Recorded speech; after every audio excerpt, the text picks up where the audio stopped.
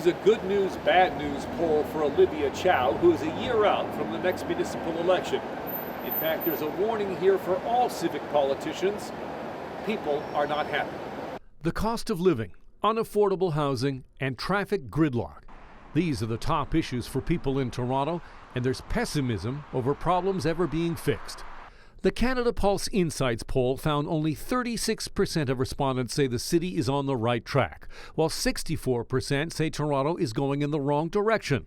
Longtime Toronto councillor and former mayoral candidate Josh Matlow says he understands why. Last year's snow removal, for example, was completely inept. We need to make sure that people can get around the city. We need to make sure that people are safe and lean in on every effort and every tool we have in the toolbox to make the city more affordable. So what does this mean for the current administration at City Hall? Olivia Chow was elected in 2023 in a by-election after John Tory resigned. She's overseen increases in property taxes, but has also negotiated a significant funding deal with the provincial government. Pollsters asked, is Mayor Olivia Chow doing a good or bad job for our city? 49% said good, 51% said bad. Yet when asked if Chow deserves to be re-elected, only 35% agreed, 65% said it's time for a change. Here's how Chow supporters interpret the numbers.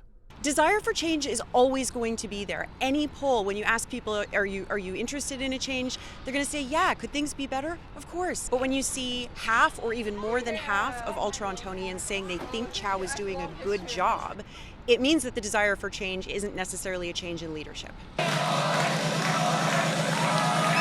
Could a change in leadership come from the past? John Tory resigned from office after admitting to an affair with a staffer in his office. He hasn't said whether he'll run, only that he's mulling it over. How would he fare? According to pollsters, Mayor Olivia Chow would win with 29%. Tory's support is 24%.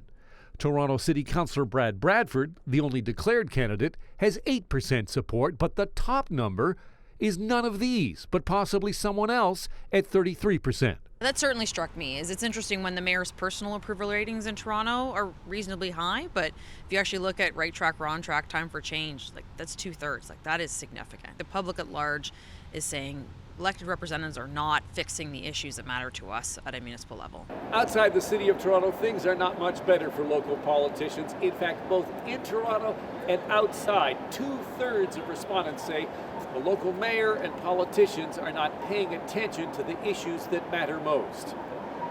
Alan Carter, City News.